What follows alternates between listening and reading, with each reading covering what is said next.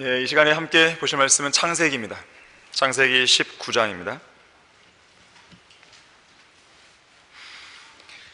19장 15절에서 26절까지 말씀을 보도록 하겠습니다. 창세기 19장 15절에서 26절까지를 보겠습니다. 롯이 이제 소돔을 나가는 상황이죠. 아침이 밝아오니 천사들이 롯을 재촉하며 말하기를, 일어나서 내 아내와 여기에 있는 내 두 딸을 데리고 가라.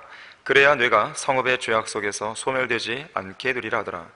롯이 머뭇거리고 있을 때 그 사람들이 그의 손과 그의 아내의 손과 그의 두 딸의 손을 잡았고 주께서 그에게 자비를 베푸시어 그를 인도하여 성읍 밖에 두시니라. 그 사람들이 그들을 밖으로 이끌어낸 후 주께서 말씀하시기를, 내 목숨을 위하여 도피하라. 내 뒤를 돌아보거나 어떤 평지에도 머무르지 말고 산으로 도피하라. 그래야 소멸되지 않으리라 하므로 롯이 그들에게 말하기를, 오 내 주여 그리 마소서. 보소서, 이제 주의 종이 주의 목전에서 은혜를 얻었으며 또 주께서 큰 자비를 내게 베푸사 내게 내 생명을 구하심으로 자비를 내게 보여주셨사오나 내가 산으로 도피할 수 없나이다. 혹 어떤 재앙이 나를 붙들면 내가 죽을까 하면이다. 보소서, 이제 이 성읍은 도주하기 가깝고 작은 성읍이니 오 나로 그곳에 도피하게 하소서. 이는 작은 성읍이 아니니까. 그러면 내 혼이 살리이다 하니 주께서 그에게 말씀하시기를, 보라 내가 이 일에 관하여도 너를 받아들였으니 내가 말한 이 성읍을 무너뜨리지 않으리라. 서둘러서 그곳으로 도피하라. 내가 그곳에 도착하기 전에는 내가 아무 일도 할 수 없노라 하시더라. 그러므로 그 성읍의 이름을 소알이라 불렀더라. 롯이 소알에 들어가서 탈 때에 해가 땅 위에 솟았더라. 그때에 주께서 하늘에서 주께로부터 소돔과 고모라 위에 유황과 불을 비처럼 내리셨고 그 성읍들과 모든 평지와 성읍들의 모든 거민들과 땅에 자라는 것들을 뒤엎으셨더라. 그러나 롯의 아내는 그의 뒤에서 뒤를 돌아보았더니 소금 기둥이 되었더라. 자, 말씀을 위해 기도하겠습니다. 감사하신 주 하나님 아버지, 저희들에게 복을 내려주시고 또 기도에 응답해 주시며 또 우리가 무엇을 어떻게 해야 될지를 자상하게 하나씩 하나씩 일러주시고 발걸음 하나하나 선하게 인도해 주셔서 참으로 감사를 드립니다. 오전에 이어서 우리는 오후에 영과 진리로 경배를 드리고 있습니다. 이 시간 저희들의 마음을 다시 한번 성령으로 충만케 해주시고 모든 지혜로 함께 해주셔서 이 시간에 우리가 반드시 알아야 할 내용들을 잘 깨우치게 해주십시오. 우리의 마음과 생각이 변화되게 해주십시오. 하나님의 뜻에 온전히 맞춰지게 해주십시오. 마귀가 이 시간을 어떠한 형태로든지 방해하지 못하도록 막아주시길 원합니다. 우리가 말씀을 통해서 잘 성장해 나가야 됩니다. 성장하지 않는 그리스도인은 도태될 수밖에 없습니다. 주님께서 우리 이 교회에 속한 모든 성도들을 잘 격려하시고 또 독려해 주시고 또 힘을 주셔서 언제 어디든지 어디에 내놔도 손색이 없는 성경대로 믿는 그리스도인으로서의 참된 모습을 잘 유지할 수 있도록 도와주십시오. 이 시간 온전히 주님께 의탁드립니다. 주 예수 그리스도 이름으로 기도했습니다. 아멘. 설교 제목은 지체하는 사람들입니다. 지체하는 사람들. 뭔가를 지체한다는 거죠. 머뭇거리는 것이죠. 망설이는 것이에요. 그 옛날 소돔과 고모라가 있었던 염해. 염해는 염도가 약 25%. 세계에서 염분이 가장 많은 바다입니다. 보통 바닷물은 염도가 4 내지 6%라고 합니다. 근데 염해는 이제 일반 바닷물보다는 5배나 소금기가 많은 것이에요. 염분이 너무 많다 보니까 생물이 전혀 살 수가 없어요. 그래서 염해를 우리는 사해다, 사해, 죽은 바다다 그렇게 부르죠. 유대인의 역사가 요세푸스는 이 바다를 소돔의 바다다 그랬어요. 과거에 소돔이 있던 장소니까 그렇죠. 또 역청의 바다다. 오늘날 아랍인들은 이곳을 롯의 바다다, 롯의 바다 그렇게 불러요. 사해에 왜 그렇게 소금이 많은 것인가? 왜 많은 것인가? 오늘 본문 24절과 25절에서 그 단서를 찾을 수 있어요. 소돔의 멸망과 관련이 있습니다. 그때에 주께서 하늘에서 주께로부터 소돔과 고모라 위에 유황과 불을 비처럼 내리셨고 그 성읍들과 모든 평지와 성읍들의 모든 거민들과 땅에 자라는 것들을 뒤엎으셨더라. 자, 유황과 불을 내렸다 그랬습니다. 성읍들이 위치한 이 지역들은 사해 남쪽이에요. 지금 본래는 바다가 아니라요 평지였습니다. 이곳이. 그러니까 그 남쪽을 말하는 겁니다. 시딤 골짜기가 있고 그런 평지였어요. 자, 그런데 그런 평원이 유황과 불이 비처럼 떨어지던 그날에 하나님의 심판으로 완전히 뒤엎어지면서 소금기가 가득한 그런 바다가 되어버린 것입니다. 성경에서 하나님의 심판과 연관해서 이 불과 유황이 함께 종종 언급되는 것을 보게 됩니다. 그래서 불과 유황이 함께 타는 못, 일종의 호수죠. 그것을 뭐라 그래요? 불못, 그죠? 불못. 둘째 사망이죠. 불못에 들어가는 것이. 한편 유황은 소금과 연관되어 있습니다. 그러니까 불과 유황이 연관되어 있고 유황은 소금과 연관되어 있어요. 그래서 지옥불에 대해서 묘사를 할 때 마가복음 9장 49절에서 유황으로 가득 찬 지옥불을 이렇게 묘사해요. 모든 사람이 불로 소금 치듯함을 받을 것이며 모든 재물이 소금으로 소금 치듯함을 받으리라 그랬어요. 그 연관성을 보여주죠. 불과 유황과 소금. 특히 롯이 소돔에서 나가던 날 하늘에서 불과 유황이 비오듯 쏟아질 때 롯의 아내는 소금 기둥이 되어버렸어요. 성경을 믿지 않은 사람들은 이것을 신화다, 설화다, 각종 이야기를 덧붙이지만 우리는 그런 것에 대해서 일고의 가치도 두지 않죠. 성경 말씀 있는 그대로 우리는 믿는 사람들입니다. 이 소돔이 멸망하고 있는 이 장면을 보고 있으면 어떤 책이 떠오릅니다. 존 버넌이 쓴 철로역정이에요. 혹시 읽어보셨습니까? 이 철로역정 제1부 첫머리의 그 시작 내용이 마치 소돔 성읍과 닮아 있어요. 제가 요약해서 한번 좀 그 부분을 여러분들에게 소개해 드릴까 합니다. 이렇게 시작합니다. 이 철로역정이. 나는 이 세상의 황폐한 광야를 걷다가 우연히 어떤 동굴에 도착했고 그 굴 안으로 들어가 잠을 자던 중 꿈 하나를 꾸게 되었다. 꿈속에서 한 남자를 봤는데 그는 남루한 옷을 걸치고 있었고 무거운 짐을 진 채, 주인공이죠, 손에는 책 한 권을 들고 있었다. 이윽고 그는 책을 펴서 읽어 내려갔으며 그러다가 몸을 부르르 떨며 울기 시작하더니 마침내 더는 참을 수 없다는 듯이 슬픈 목소리로 내가 어찌해야 합니까? 라고 하면서 울부짖었다. 괴로움에 사로잡힌 채 집으로 돌아간 그는 큰 고뇌 속에서 자신의 고민을 아내와 자식들에게 털어놓았다. 오 사랑하는 아내여, 그리고 내 귀한 자녀들아, 가족을 돌봐야 할 이 아빠는 등에 지워진 무거운 짐 때문에 몹시 고통스럽구나. 특히 이제 곧 머지않아 우리가 사는 이 도시에 하늘로부터 큰 불이 쏟아져 도시가 온통 잿더미가 된다고 하더구나. 우리가 구원받을 수 있는 어떤 길을 발견하지 못하면 우리는 모두 멸망할 거야. 하지만 아빠는 아직 그 길을 찾지 못했단다. 이 말을 들은 가족은 그런 심판 따위를 믿는 아버지의 모습에 무척 충격받았고 이에 그를 비웃기도 하고 타이르기도 하고 농담하는 사람처럼 무시해버리기도 했다. 롯의 사위들처럼 그렇죠? 그러나 그는 계속 책을 읽었고 책을 읽다가 크게 낙심한 나머지 내가 구원을 받으려면 어떻게 해야 합니까? 라고 울부짖으면서 그 길로 집을 나가 순례자의 길을 떠나게 된다. 그러면서 이제 철로역정 이야기가 쭉 시작이 됩니다. 마치 소돔 성읍과 비슷하죠.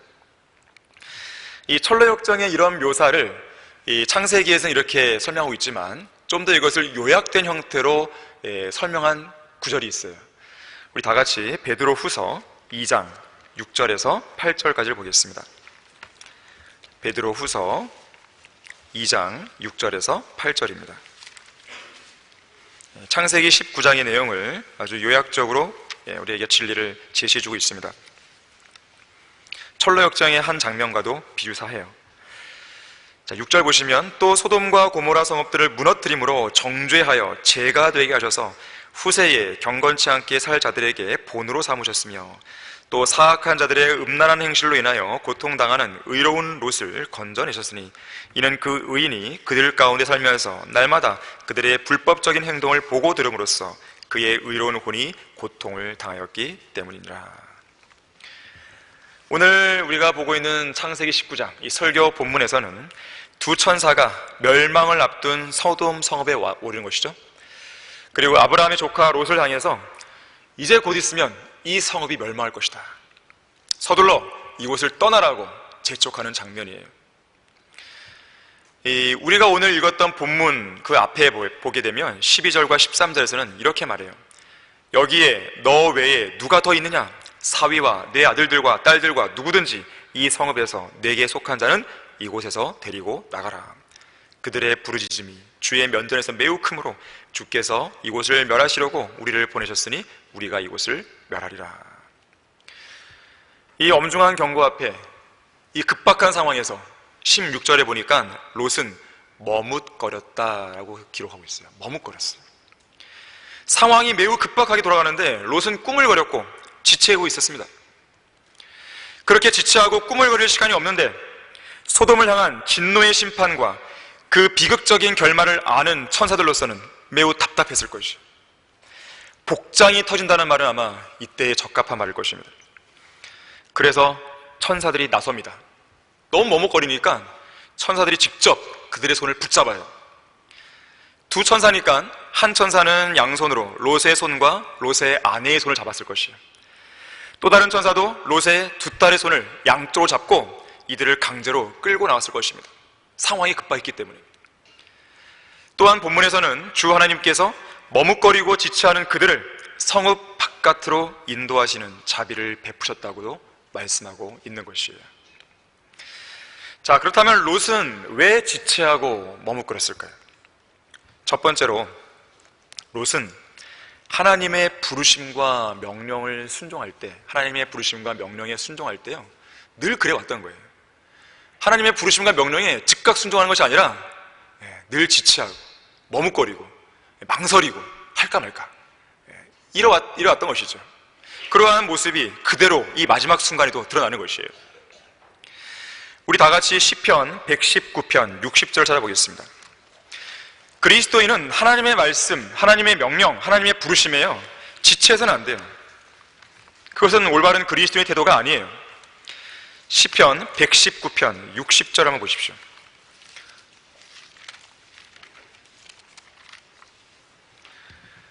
내가 주의 계명들을 지키는데, 잘 보십시오, 신속하고 지체하지 아니하였나이다. 롯은 영적으로 너무나 무기력했습니다. 하나님의 명령에 순종할 수 있는, 신속하게 응답할 수 있는 어떤 영적인 힘도 그에게 남아있지 않았습니다. 누군가가 그를 강제로 잡아 이끌지 않는 한 자신의 의지에 따른 믿음을 전혀 사용할 수 없었던 것이에요. 믿음을 사용할 줄 모르는 것이에요. 믿음에 따른 행동을 적극적으로 용기 있게 표명하지도 못합니다. 누군가가 강제로 끌어줘야 돼요. 하나님의 부르심과 명령에 순종해서 주님을 위하여 무언가 일할 수 있는 어떤 힘도 남아있지 않았어요.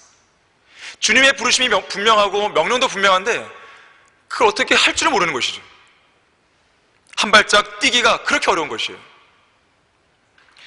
롯은 아브라함을 떠나서 소돔 성읍으로 들어와 정착한 이래로 지난 23년 동안 이생의 염려와 부와 쾌락에 억눌려 살았습니다.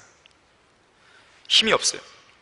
소돔 성읍의 사악한 자들의 음란한 행실과 죄악에 찌든 채로 타락할 때까지 타락해버린 것이죠. 이렇다 할 간증 있는 삶이나 경건의 능력을 전혀 찾아볼 수 없는 그런 인물이 되었습니다. 물론 베드로후서 2장에서는 롯을 가리켜서 의로운 롯이다, 의인이다, 경건한 자다, 이런 수식어를 붙이게 됩니다. 하지만 이것은 은혜와 자비로 구원받은 사람이라는 차원에서 그런 말을 할 뿐이죠. 실제 생활에서는 롯은 전혀 의롭다거나 경건한 사람이 아니었어요. 롯은 당시 소돔 사회에서 소돔 성문에 앉아있을 만큼 부와 지위가 있었습니다. 어떤 성읍의 성문에 앉아있다고 하는 것은요, 그 사람의 부와 위치를, 지위를 잘 볼 수 있는 대목이에요.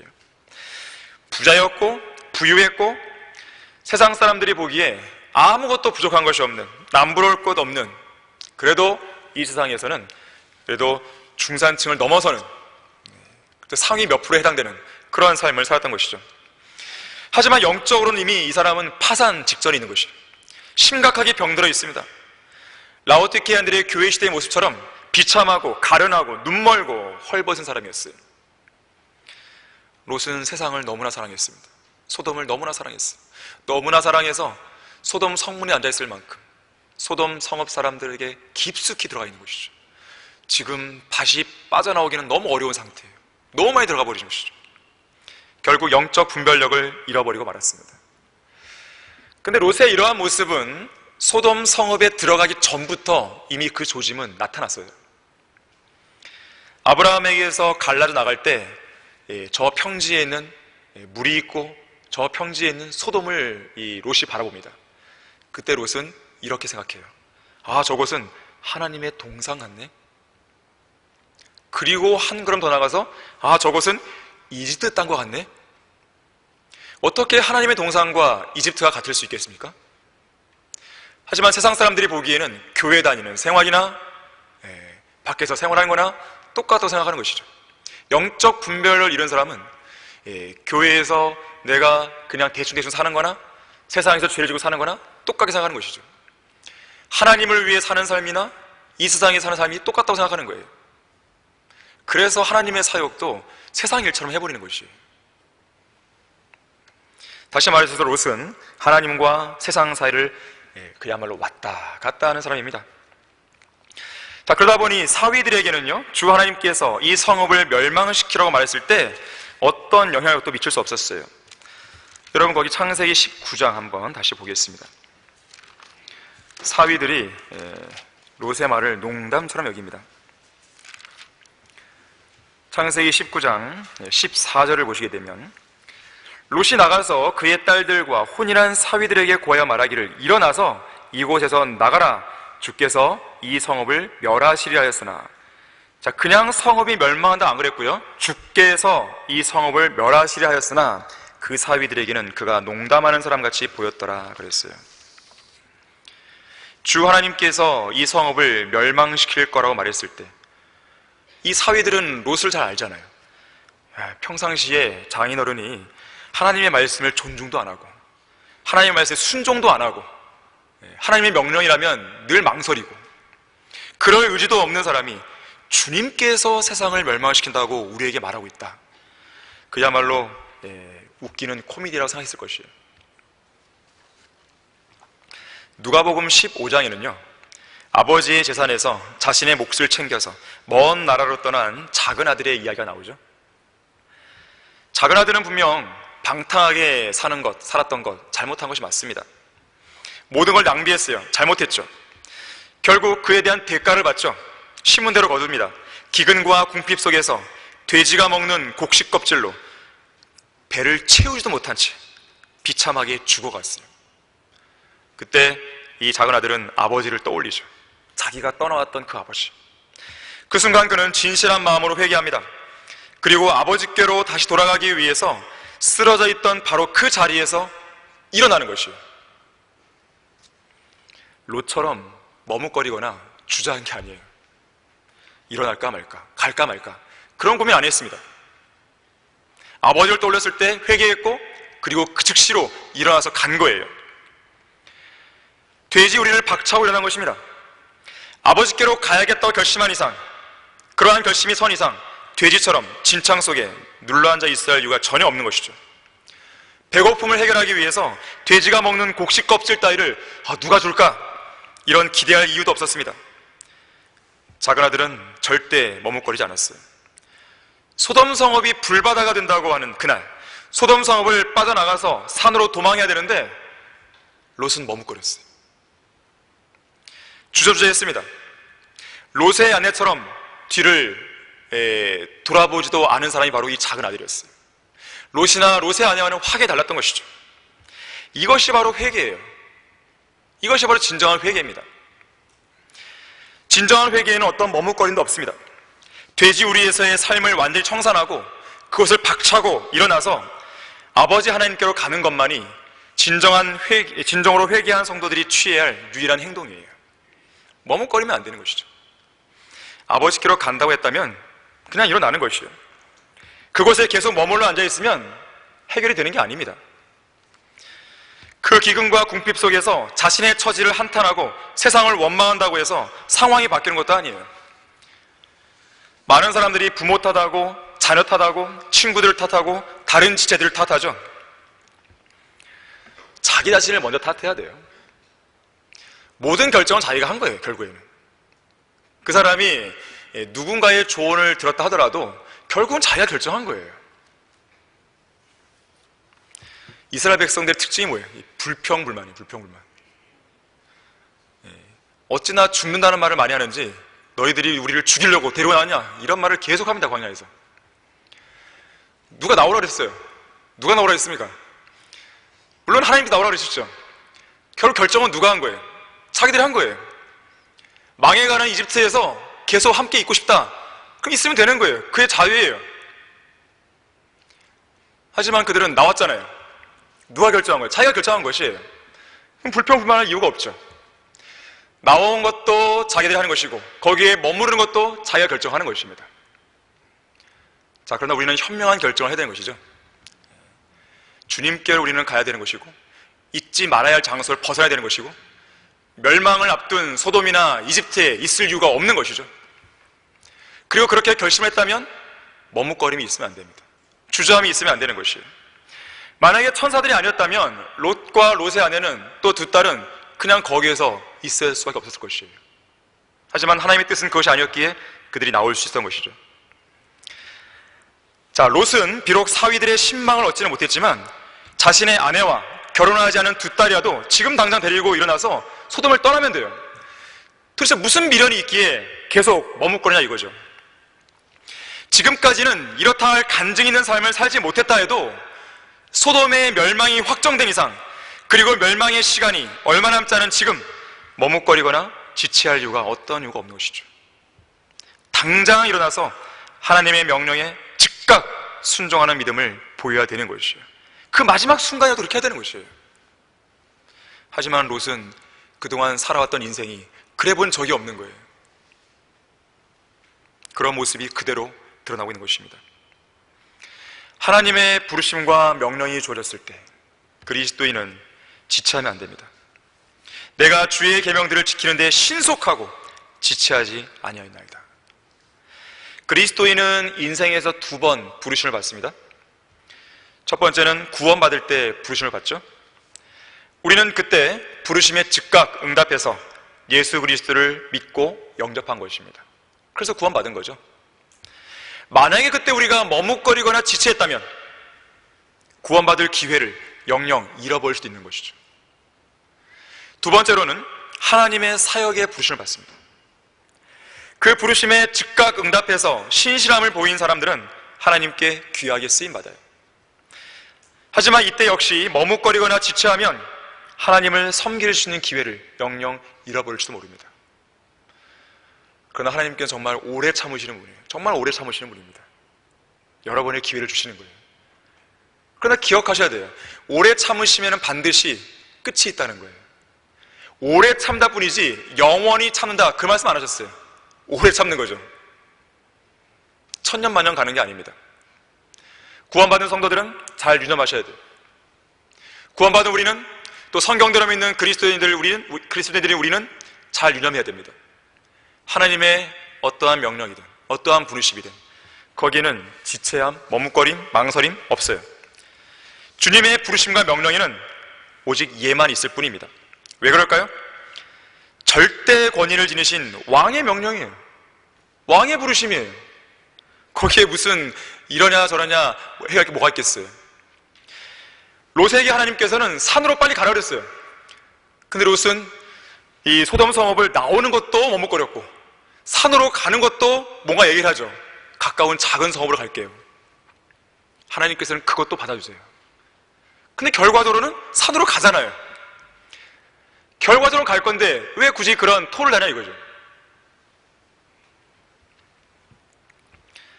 하나님께서 찾으시는 사람은 언제든지 예스 할 수 있는 그런 사람들입니다.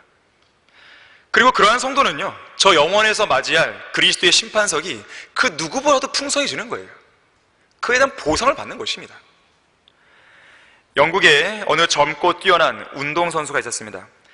예수 그리스도를 믿고 구원받은 이후로 앞으로 남은 인생을 하나님을 위해서 어떻게 살까 기도하던 중에 이런 제안을 받게 돼요. 아프리카 선교사로 갈 수 없겠냐는 이 제안을 아프리카 해외 선교부로부터 받게 됩니다. 그때 이 사람은, 이 그리스도인은 고민하게 됩니다. 선교사로 과연 헌신을 해야 되는 건가 말아야 되는 것인 건가. 선뜻 대답하지 못하고 주저주저하면서 이렇게 이야기합니다. 그 제안을 한 그 사람에게, 아무리 생각해도 저 혼자서는 도저히 그곳에 갈 자신이 없습니다. 그러자 이 해외 선교부를 맡고 있는 목사가 이렇게 물었어요. 그렇다면 제가 한 가지 묻겠습니다. 현재 아프리카 선교사로 가 있는 데이비드 리빙스턴 같은 사람과 함께 한다면 그곳에 가겠습니까? 네, 가겠습니다. 중앙아프리카의 선교사인 다니엘 그로포드 같은 사람과 함께 간다면 가겠습니까? 그럼요. 기꺼이 가도록 하겠습니다. 그러자 이 목사는 이 젊은이에게 이렇게 묻습니다. 그러면 왜 예수 그리스도와는 함께 못 가시겠다는 거죠? 이 젊은이가 충격을 받은 것이죠. 누가 혼자 가래요? 아니잖아요. 예. 주님이 함께 하시죠. 주님이. 주님께서 우리더러 그냥 너 알아서 해, 그렇게 아니잖아요. 영적 전장으로 우리를 넣으실 때도 함께 싸우시고, 어떤 귀한 사역지로 보낼 때도 함께 동행하시고, 그래도 부족하다면 동역자들 때로는 붙여주기도 하시고, 모세를 보낼 때도 아론을 붙여주셨잖아요. 여호수아에게도 칼렙을 붙여주셨잖아요. 바울에게도 귀한 동역자들, 이름만 거명된 사람만 합쳐도 4,50명이 되는 것이죠. 왜 롯은 지체하고 머뭇거렸습니까? 두 번째로, 롯은 세상을 대적하여 싸우는 이 전쟁에 있어서 늘 지체하고 머뭇거리는 사람이었어요. 이 대적들과 싸우는 이 전쟁에서 늘 머뭇거렸어요. 싸울까 말까. 베드로후서 2장 8절에서는 아까 우리가 읽었지만요, 롯이 소돔 성읍의 사악한 자들 가운데 살면서 날마다 그들의 불법적인 행동을 보고 들었다 그랬어요. 그러면서 그 의로운 혼이 무척 고통받았다 그랬습니다. 왜 고통만 받고 있었을까요? 만약에 롯이요, 정말로 의로운 그 롯의 이름에 걸맞게, 그러니까 그 표현에 걸맞게 살았다면 그런 사악한 자들의 불법적인 행동을 보고 들었을 때 가만히 있었을까요? 아니겠죠. 진리의 말씀을 제시하면서 그들의 죄를 강력하게 선포해 줄 것입니다. 당신들의 게으름을 회개하십시오. 동성연애를 회개하십시오. 당신들은 사악한 죄인들입니다. 하나님께서는 당신들의 성읍을 사악한 죄인들의 성읍이라고 규정하셨습니다. 이제 곧 당신은 멸망할 겁니다. 정신 차리시죠. 라고 했다면, 그렇게 용감하게 싸웠다면, 또 그런 일에 있어서 늘 담대하게 신속하게 대처했다면 소돔을 떠나라는 그 명령에 미련을 둘 이유가 없죠. 그래, 이날이구나, 이제 가자. 내가 그동안 할 일은 다 했으니까 이제 가는 거야. 만약에 주님께서 오늘 이리 올라오라 하시면 여러분들은 갈 준비가 되어 있으십니까? 되어 있으셔야 되는 것이에요. 그동안 열심히 여러분들이 영적 전장에서 싸워왔다면, 죄에 대해 경고하고 심판에 대해 경고하고 예수 그리스도의 구주의 필요성을 담대하게 복음을 통해 전파했다면 미련이 없죠, 이제. 하지만 그런 일을 제대로 못한 채로 이것도 아니고 저것도 아니고 뜨거운 것도 아니고 차가운 것도 아니고 그들과 늘 타협 아닌 타협을 해가면서 그들의 비위나 맞춰가면서 생활했던 그리스도인은 아직 떠나갈 준비가 안 돼 있는 것이죠. 계속 미련이 남는 거예요. 복음을 정작 전하지도 않으면서 그들에게도 복음을 전해야 되는데, 이런 마음은 계속 한 곳에 있는 것이죠. 그런데 정작 전하지는 않은 것이죠. 이게 문제입니다. 의로운 이 롯이라고 불리는 이 롯은 이 망설임과 머뭇거림 속에서 여전히 이 소돔 성읍에 대해서 미련을 두고 있어요. 성경은 우리가 영적 전쟁에서 대적들을 공격하고 죄들을 진멸시키는 일에 있어서 지체해서는 안 된다고 그랬어요. 우리 여호수아 10장 19절 한번 찾아보겠습니다. 우리가 영적 전쟁에서 지체를 하면요, 우리 안에 마귀가 둥지를 틀어요. 우리가 단호한 자세를 취하지 않으면 그것은 우리에게 요새가 됩니다. 자, 여호수아 10장 19절을 보시면 여호수아가 이런 명령을 줍니다. 너희는 지체하지 말고, 자, 지체하지 말라 그랬어요. 너희 원수들을 추격하여 그들의 후미를 쳐서 그들의 성읍들로 들어가지 못하게 하라. 이는 주 너희 하나님께서 그들을 너희 손에 넘겨주셨음이라 하더라. 대적들과 싸우는 데 있어서 절대로 머뭇거리지 말아야 됩니다. 여호수아 10장의 내용은 기브온 전투를 다루고 있어요. 기브온 전투. 하나님께서 친히 싸우심으로써 이스라엘의 위대한 승리로 이 전쟁은 끝이 납니다. 적들은 더 이상 싸울 힘이 없어요. 전의를 상실했고 도망가기 바빴습니다. 자, 거기 16절, 17절 보십시오. 그러나 이 5 왕은 도망하여 마케다에 있는 굴에 숨었더니 누군가가 여호수아에게 고하여 말하기를 5 왕이 마케다에 있는 굴에 숨은 것을 발견하였나이다 하더라. 그러자 여호수아는 19절에서 왕들이 숨어있는 그 굴 입구를 큰 돌로 막아버리게 됩니다. 그리고 왕도 없이 뿔뿔이 흩어지는 패잔병들을 추격하여 진멸시켜요. 여기 굴 속으로 숨어든 5 왕은요, 우리의 삶 속에 숨어드는 죄들의 실상을 보여줍니다. 물론 우리의 여호수아, 군대 대장이신 예수 그리스도께서는 갈보리에서 벌어진 영적 전쟁에서 우리를 위해 싸우셔서 그 죄들을 폐주시키고 물리치셨습니다. 자, 그런데 그때 패배하여 당한 죄들이 여기 마케다 굴 속에 숨어버린 5 왕처럼 우리 안으로 몰래 숨어드는 것이죠. 거기 18절 다시 보시면요, 여호수아가 말하기를 굴 입구에 큰 돌들을 굴려 막고 사람들을 그 곁에 세워 지키게 하며 너희는 지체하지 말고 너희 원수들을 추격하여 그들의 후미를 쳐서 그들로 그들의 성읍들로 들어가지 못하게 하라. 이는 주 너희 하나님께서 그들을 너희 손에 넘겨주셨습니다 하더라. 패배하여 달아난 이 죄들이 여기 마케다 굴 속에 숨어버린 5 왕처럼 우리 안으로 몰래 숨어 들어오는 것이죠. 바로 육신의 죄들의 몸 안에 들어오는 것이에요. 그러면서 훗날을 도모하고 거점들을 구축하고 활동하기 쉬운 요새들을 우리 안에 세워나가는 것입니다. 일반적으로 우리가 사탄에게 굴복했거나 하나님께 불순종하고 굴복하지 않은 영역은 마케다에 있는 이 굴처럼 죄들이 자리 잡기에 무난한 장소가 되어버립니다. 한번 죄들을 위한 거점이 마련되고 요새가 구축되면 그거를 제거하기가 쉽지 않아요. 그래서 죄라고 하는 것은요, 초전에 박살을 내야 됩니다. 끝장내야죠, 처음에. 이거에 대해서 너무 유연하게 대처하면요, 언제 어느새 큰 강력한 요새가 되어질지 모르는 것이에요. 그래서 우리는 아예 처음부터 그런 죄들이 우리 안에 자리 잡지 못하도록 만들어야 됩니다. 우리 안에 작든 크든 어떤 캄캄한 굴도 만들면 안 돼요. 바위를 부숴내는 큰 망치 같은 말씀으로 그 굴을 부숴뜨리든지 말씀의 빛으로 굴의 구석구석을 환하게 밝히든지 해야 되는 것입니다. 자, 그래서 우리는 죄들이 어디로도 숨어 들어가지 못하도록 사전에 차단할 수 있어야 되는 것이죠. 여호수아가 19절에서 원수들이 그들의 성읍들로 들어가지 못하게 하기 위해 지체하지 말고 가서 그들을 공격하라고 명령한 것이 바로 이런 이유 때문에 그런 거예요. 한번 견고한 요새로 들어가면 그들을 끌어내기가 쉽지 않습니다. 그런데 20절에 보니까 원수들 가운데 일부가 방벽친 성읍들로 들어간 거예요. 누군가가 놓친 것이죠. 한순간에 방심이 놓친 거예요. 자, 이렇게 놓쳐버린 적들은 영적 전쟁에서 우리가 쉽게 간과하는 죄들에 해당합니다. 예를 들면 이런 거예요. 이 정도는 괜찮겠지 하면서 짓는 것들. 남들도 다 하는데 어때? 이러면서 정당화하는 것이죠. 누가 보지 않으니까 괜찮아. 성경에는 꼭 그렇게 하지 말라는 내용이 없잖아. 이번 한 번만 하지 뭐. 이런 식의 것으로 자기의 죄들을 정당화하는 것입니다.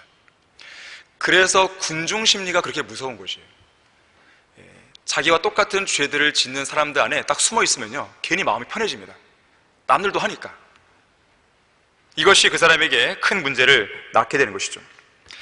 자, 흔히 줄이 엉성하게 얽혀있는 그물은요, 찌꺼기를 잘 걸러내지 못합니다.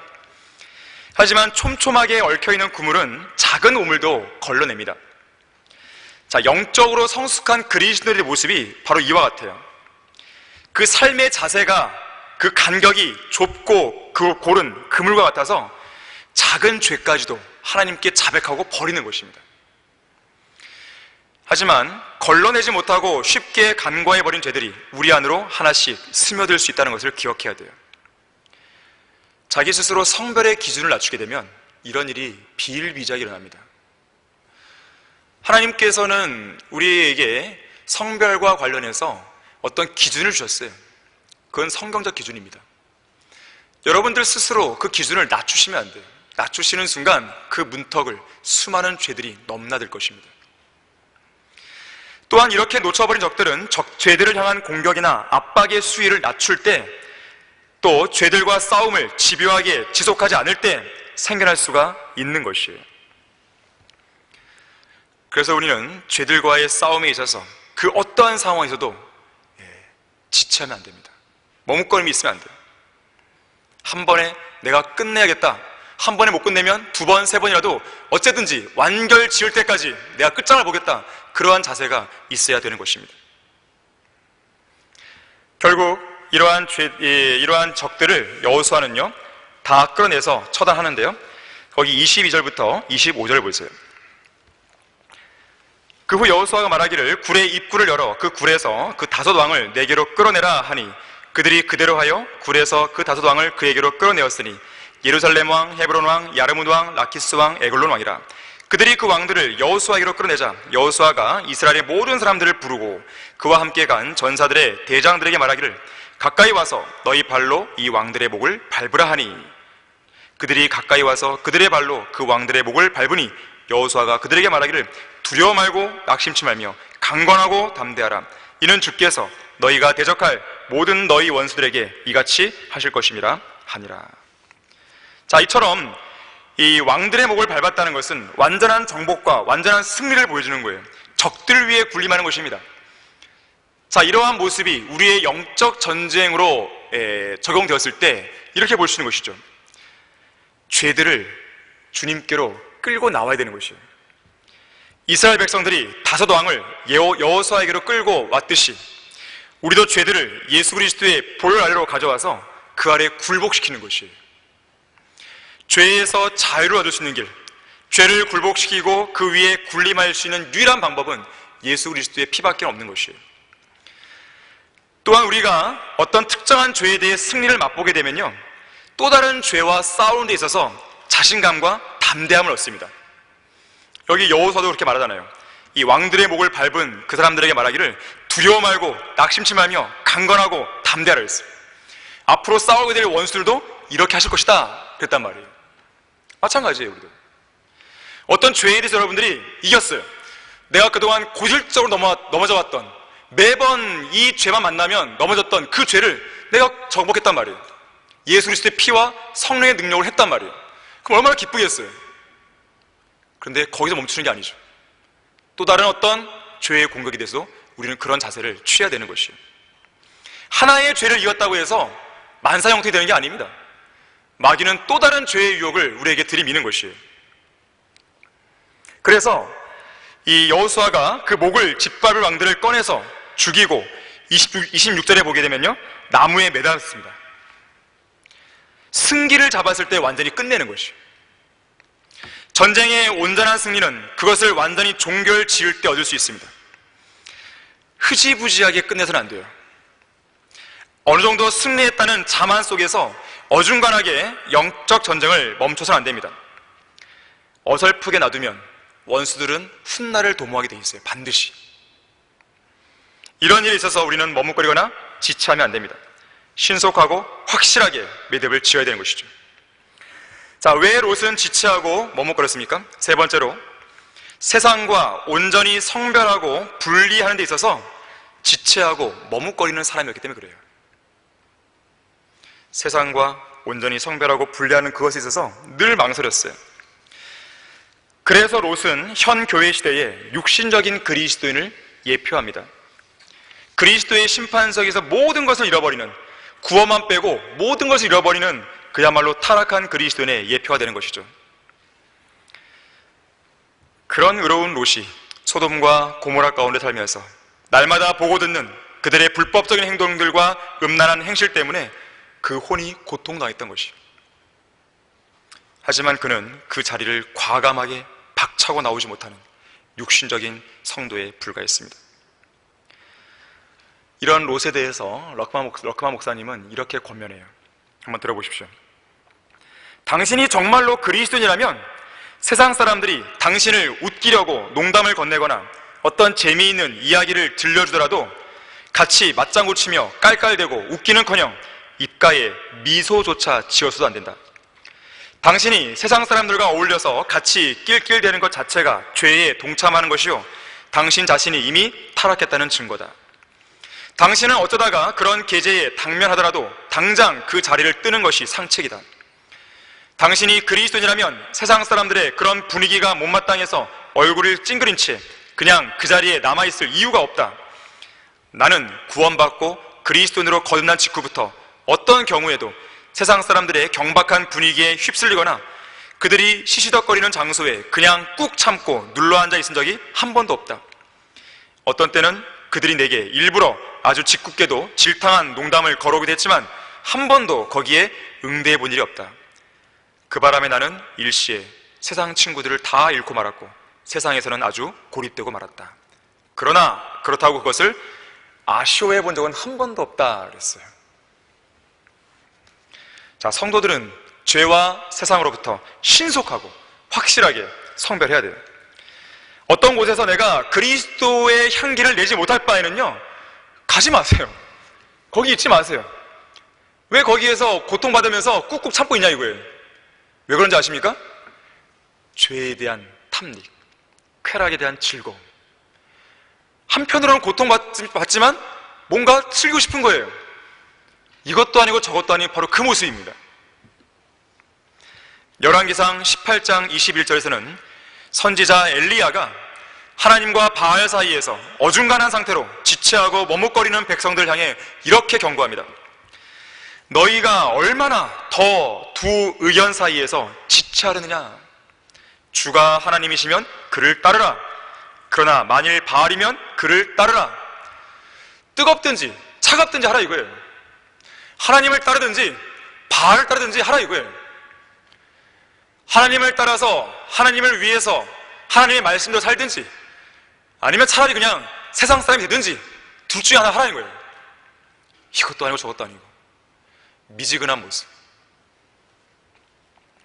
바로 롯은 이 배교한 라오디게아인들의 교회 시대에 미지근한 육신적인 그리스도인들의 전형적인 모습인 것이죠. 사람들이 죄를 짓는 데에 담대한 이유는 하나님을 두려워하지 않기 때문에 그래요. 어중간한 위치에 있는 것은 하나님을 두려워하지 않기 때문에 그렇습니다. 하나님을 두려워하면 어중간한 위치에 있을 이유가 없어요. 당장 끊어버리죠.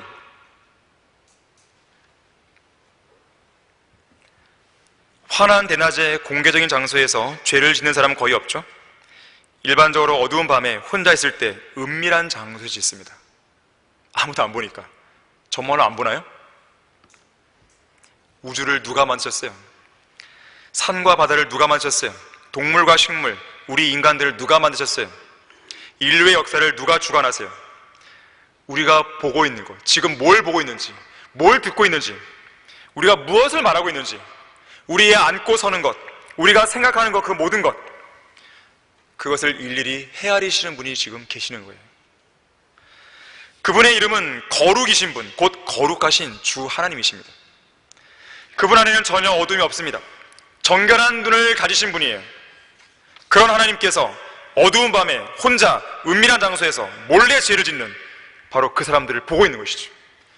그 사람들의 마음속에서 일일이 일어나는 그 생각들을 다 하시는 것이죠. 거듭난 성도들이 어중간한 상태에서 거룩한 민족이요 독특한 백성으로서의 성별된 위치를 쉽게 저버리는 이유, 역시 하나님을 두려워하지 않기 때문에 그래요. 하나님을 두려워하십시오. 하나님을 두려워하게 되면 이런 어중간한 상황은 나오지 않아요. 죄를 미워하게 되어 있습니다. 죄를 증오하게 되어 있습니다. 죄를 피하게 되어 있어요. 오늘날은 하도 하나님의 말씀을 우습게 여기는 시대가 됐는데 죄의 삭은 사망이란 말이 과연 우습게 들리십니까? 범죄하는 혼은 죽으리라. 우리가 가볍게 여길 말씀이겠습니까?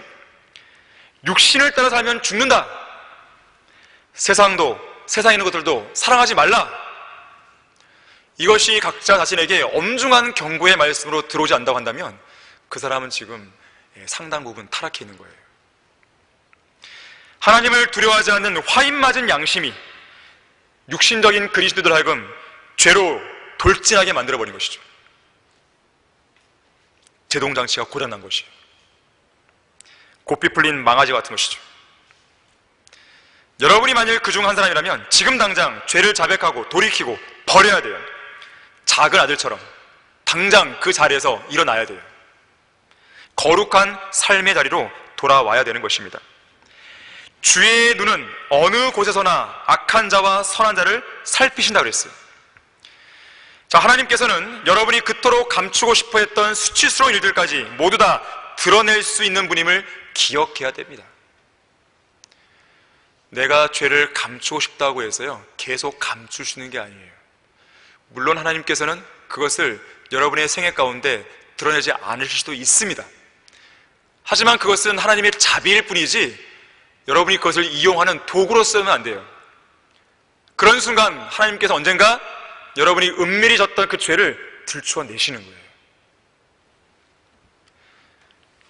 잠언 10장 27절에서는 이렇게 말합니다. 주를 두려워하면 장수하려니와 악인의 연수는 짧아지리라. 이 말씀이 무슨 의미인지 아십니까? 뭐 어려운 의미는 아니죠. 그런데 이 말씀을 정말 진지하게 받아들인지 그걸 묻는 거예요. 하나님을 두려워함으로써 더러운 죄로부터 성별한 사람은 오래 산다는 거예요. 하지만 하나님을 두려워하지 않음으로써 더러운 죄 가운데 뒹구는 사람은 일찍 죽는다는 뜻이에요. 자, 1년 뒤든 3년 뒤든 5년 뒤든 10년 뒤든 주님께서 이 기간 안에 오신다고 했을 때 과연 이 자리에 앉아있는 성도들 중에 그 기간 안에 죽지 않고 여전히 살아있는 상태에서 주님을 맞이할 사람이 누군지 아십니까? 제가 누구라고 이렇게 꼬집을 수는 없겠죠. 근데 어떤 유형을 말할 수 있겠죠. 방금 읽었던 잠언 10장 27절대로 한 사람일 것이에요. 하나님을 두려워하는 성도예요. 하나님을 두려워하지 않는 성도는 지금 당장 죽을 수도 있는 것이에요. 아니면 저녁에, 아니면 내일 아침에. 하나님을 두려워하지 않으면 그렇게 됩니다. 하지만 여러분들이 하나님을 두려워하면 여러분의 인생은 안전합니다. 보장받는 것이에요. 결론을 맺겠습니다. 저는 이 시간에 여러분에게 우리 그리스도인들이 지체하거나 머뭇거리지 말아야 할 세 가지를 이야기했어요. 첫 번째는 하나님의 부르심과 명령에 순종하는 데 있어서 지체하지 말아야 돼요. 두 번째, 세상을 대적해서 죄와 싸우는 데 있어서 머뭇거리지 말아야 됩니다. 세 번째, 세상과 온전히 성별하고 분리하는 데 있어서 어떤 망설임도 없어야 돼요. 이렇게만 한다면 진노의 심판과 멸망이 확정된 이 세상에 대해서 어떤 미련도 남아있지 않게 됩니다. 언제라도 떠날 준비가 되는 것이에요. 특히나 우리 구주이신 예수 그리스도께서는 이제 우리를 데리러 오시는 그 일에 있어서 지체하지 않겠다고 말씀하세요. 내가 나의 의를 가까이 가져오나니 그리 멀리 있지 않을 것이라. 내 구원이 지체하지 않을 것이며 내가 나의 영광 이스라엘을 위하여 시온의 구원을 누리라. 이사야 46장 13절이죠. 조금 있으면 오실 이가 오시리니 지체하지 아니하시리라. 히브리서 10장 37절이죠. 하늘과 그 안에 있는 것들과 땅과 그 안에 있는 것들과 바다와 그 안에 있는 것들을 창조하신 영원 무궁토록 살아계신 그분을 두고 맹세하기를 더 이상 지체하지 않을 것이라. 요한계시록 10장 6절이죠. 자, 이러한 약속을 주신 분은 신실하신 하나님이세요. 이러한 약속에 대한 믿음의 고백을 우리는 흔들림 없이 굳게 붙들어야 돼요. 자, 어쩌면 주님은 내일 오실지도 몰라요. 아니면 오늘, 지금 당장 이리 올라오라고 우리를 부르실지도 모릅니다. 만약에 주님께서 오늘 오신다면 우리는 그 어느 때보다도 지체하고 머뭇거릴 시간이 없어요. 롯은 천사들의 분명한 엄중한 경고 앞에서 머뭇거렸어요. 롯의 아내는 세상에 대한 미련을 못 버리고 뒤를 돌아봤어요.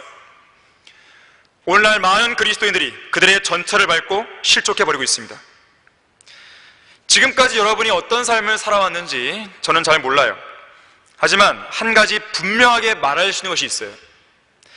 설령 지금까지 롯처럼 늘 주저주저하면서 오늘 이야기했던 세 가지 사항에 대해 머뭇거리고 지체한 결과 이 땅을 떠날 준비가 제대로 되어 있지 않은 성도라면, 자, 지금도 늦지 않았어요. 지금부터라도, 지금 이 순간부터라도 지체하고 머뭇거리는 어중간한 인생을 청산해야 돼요. 그렇게 결단함으로써 하나님의 명령과 부르심에 온전히 순종하여 하나님께서 기뻐하시는 거룩한 산제물로 자신의 몸을 온전히 성배해서 드리는 여러분이 되기를 바라는 것입니다. 우리 다 같이 기도하겠습니다.